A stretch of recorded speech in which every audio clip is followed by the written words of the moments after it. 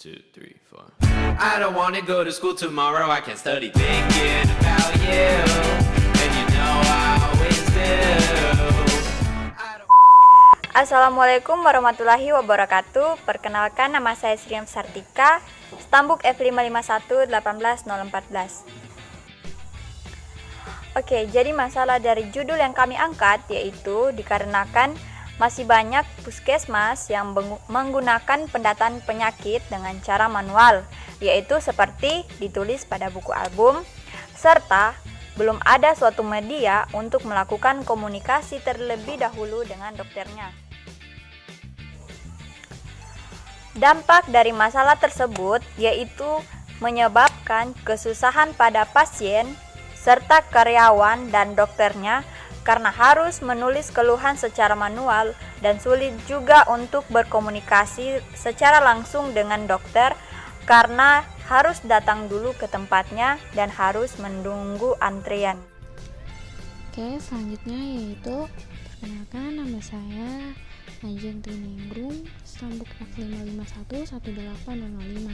Nah, di sini saya akan sedikit menambahkan tentang aplikasi ini.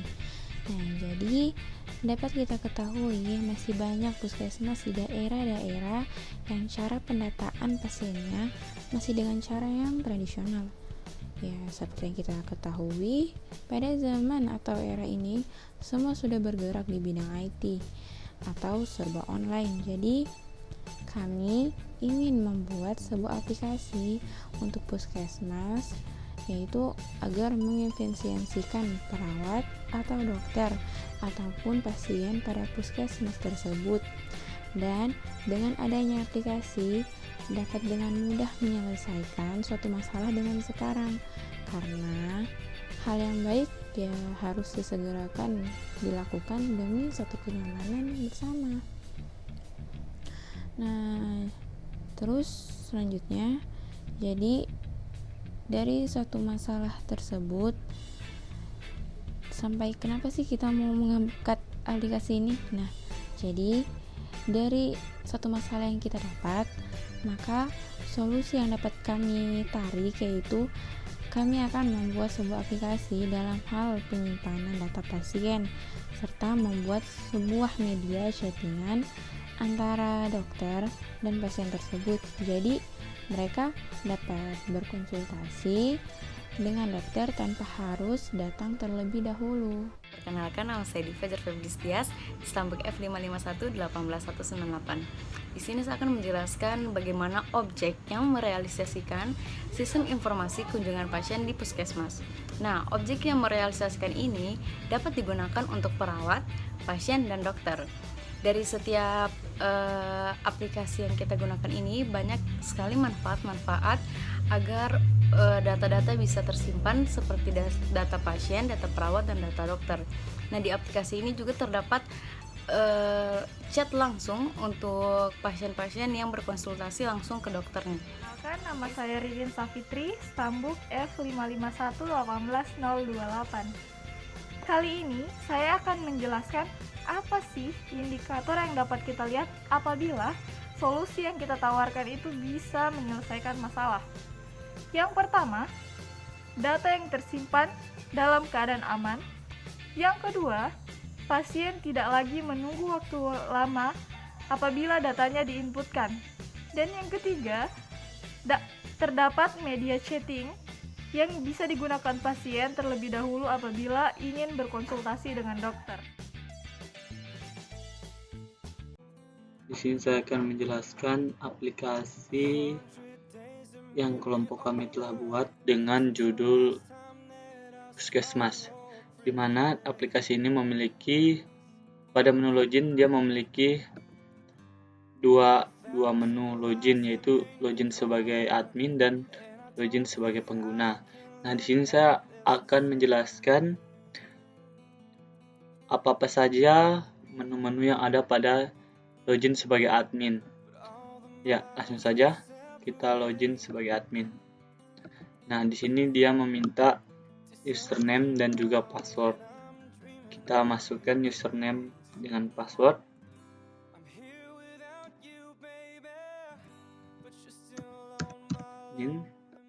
passwordnya juga admin. Kita login. Nah, di sini dia berhasil login. Berarti password dan username yang dimasukkan benar. Coba kita menggunakan password dan username yang salah. Buat admin, passwordnya barang. Nah, di sini ada keterangan yaitu maaf, password dan username Anda salah. Berarti password dan username yang dimasukkan salah. Nah, mungkin kita bisa lanjut ke benar. Nah, selanjutnya pada menu utama sebagai login sebagai admin, dia terdapat 4 menu, di mana ada menu rumah. Pada rumah terdiri dari daftar rumah sakit rujukan daerah Sulawesi Tengah, yaitu terdapat Kabupaten Toli-Toli, Palu, Morowali, dan Luwu. Di sini pada Kabupaten Toli-Toli kita langsung bisa melihat lokasinya. Berhubung sekarang tidak ada koneksi jaringan, jadi dia hanya bisa. Nah, di sini tidak ada koneksi jaringan, seharusnya di sini dia akan menampilkan peta lokasi rumah sakit tersebut. Nah, selanjutnya ada data pasien. Nah, di sini data pasien ini ketika ada pasien ingin berobat di rumah sakit atau di puskesmas tempat, dia harus mengisi data-data diri mereka, di mana data diri yang akan diinputkan oleh admin. Selanjutnya, coba kita mulai menginputkan data pasien yang ada. Contoh, saya akan memasukkan data pasien dengan nomor NIK.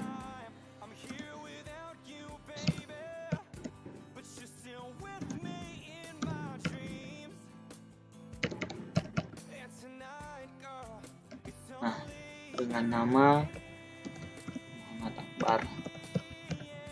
Alamatnya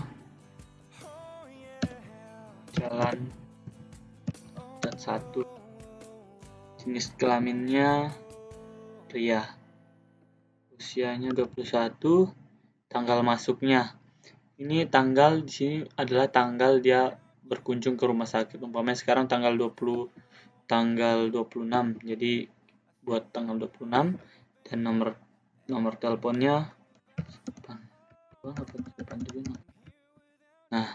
Nah, di sini umpamanya Muhammad Akbar mempunyai keluhan sakit perut umpamanya. Sakit perut. Nah, selanjutnya kita tambahkan datanya. Nah, data berhasil disimpan.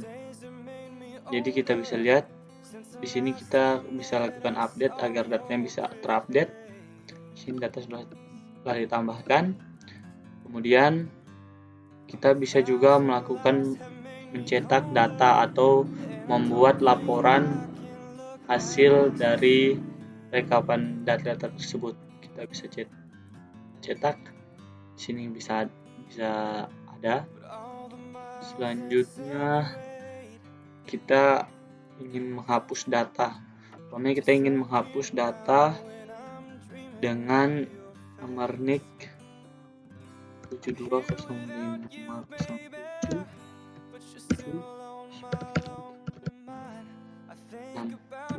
Kita ingin menghapus data yang ini, Muhammad Akbar tadi. Kita bisa hapus. Data berhasil dihapus. Kita update lagi. Nah,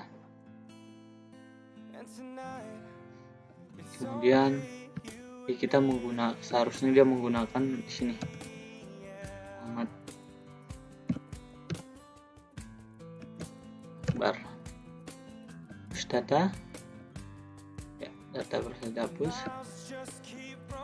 Nah, selanjutnya untuk mencari data kita bisa menggunakan button ini untuk mencari data, yaitu kita ketikkan di sini. Saya menggunakan pada text box 1, di mana text box 1 itu terdapat nick. Jadi untuk mencari data dengan kategori NIC. Jadi dibuka bersama.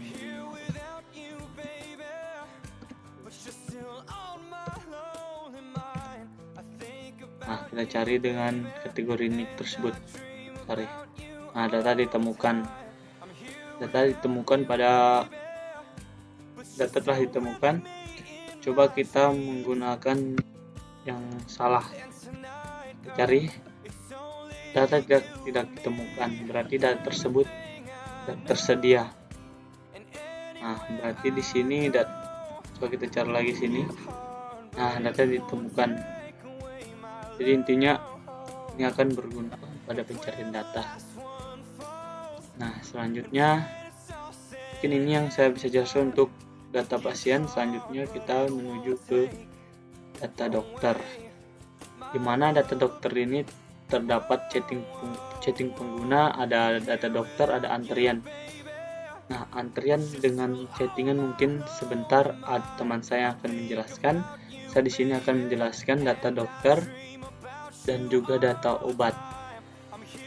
Nah, di sini saya langsung ke data dokter. Di sini sama halnya seperti data pasien, dia bisa menambahkan data dokter pada database dokter. Di sini ada button update, ada button tambah, ada button hapus dan button cetak. Sama halnya seperti data pasien tadi.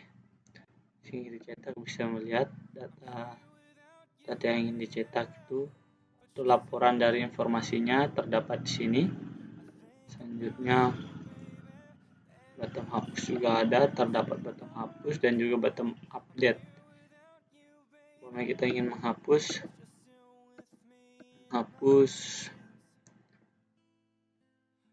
dengan kategori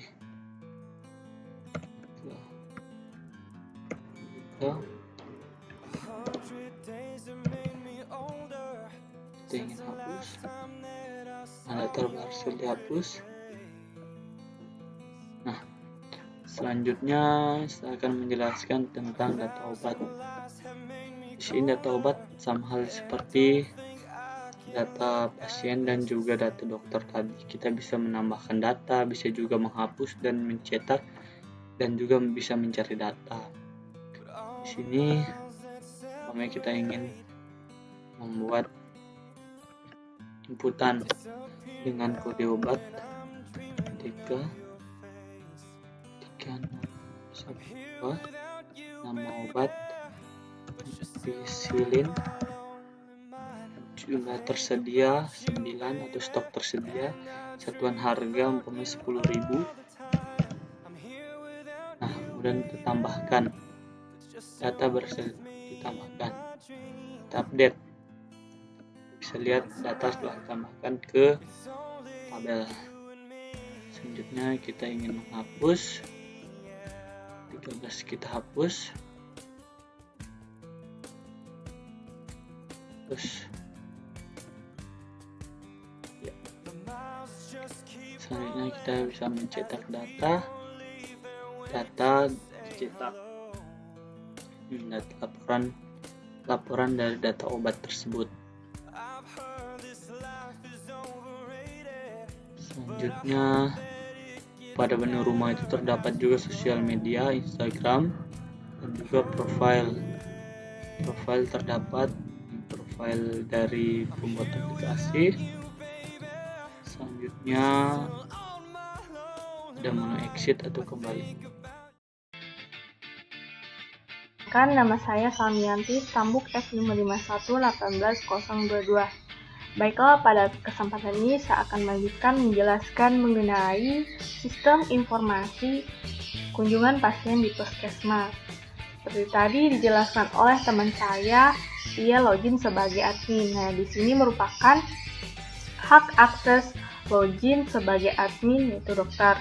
Nah, ada rumah, data pasien, dokter, data obat.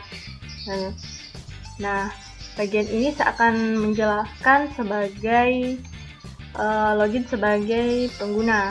Nah, Di bagian pengguna ini terdapat menu chatting, rumah sakit rujukan Sultan COVID-19. Nah, seperti ini rumah sakit rujukan Sultan COVID-19. Terdapat pula di bagian hak akses admin ataupun dokter di bagian rumah. Nah, di sini bagian pertama menu chatting. Nah, di sini chatting dokter. Nah, di sini kita dapat berkonsultasi kepada dokter langsung, mengeluarkan keluhan-keluhan yang kita rasakan. Nah, langsung saja kita coba. Kemudian,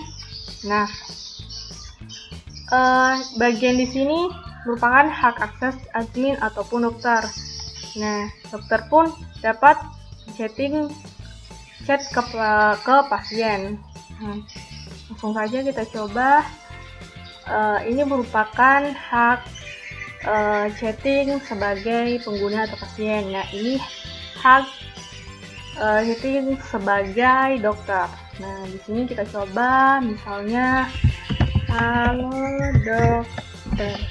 Nah, langsung saja kita kirim. Nah, maka si dokter akan menerima chat dari pasien. Begitupun ketika dokter ingin membalas. Nah, dokter bisa saja langsung mengetiknya, misalnya halo juga. Nah, kita langsung kirim. Nah, maka otomatis si pengguna akan menerima chat dari dokter.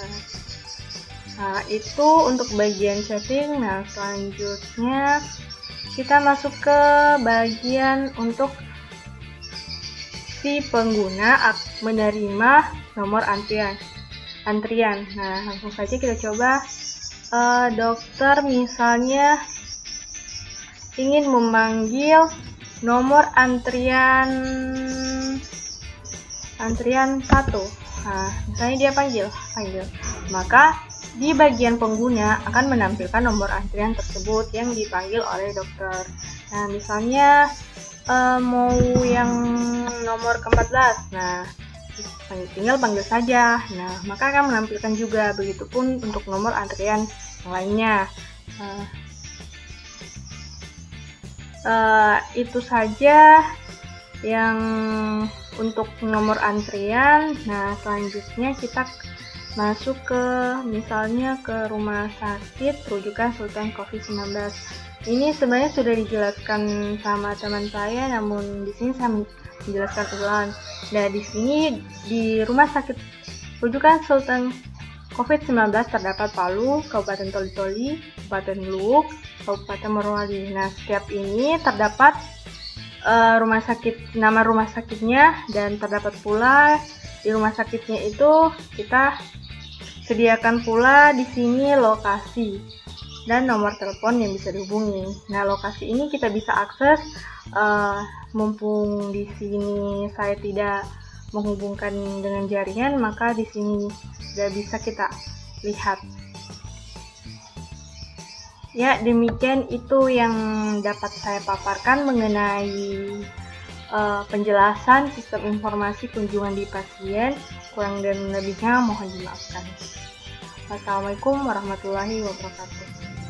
Demikian tadi penjelasan mengenai tugas besar pemrograman berbasis jaringan dengan judul Sistem Informasi Kunjungan Pasien di Puskesmas dari kelompok 1.